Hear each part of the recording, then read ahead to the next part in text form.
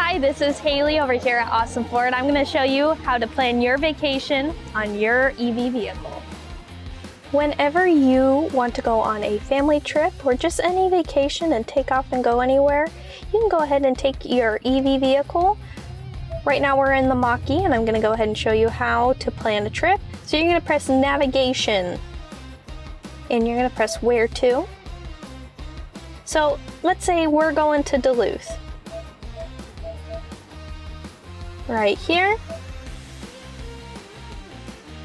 And right now it is calculating the different charge stations that you will have to stop at along the way. So I'm going to press go. Obey traffic laws, be alert and use voice commands while driving. So now, Please drive to highlighted route. Automatically. So it's going to show me automatically where the nearest charge station is and where I'm going to have to stop and how long I'm going to have to stop for. Please drive to highlighted route.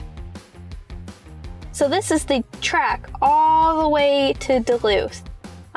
If you have Ford Pass downloaded, it will show you every single charge station along the way and how long you will need to charge your vehicle for until you reach Duluth.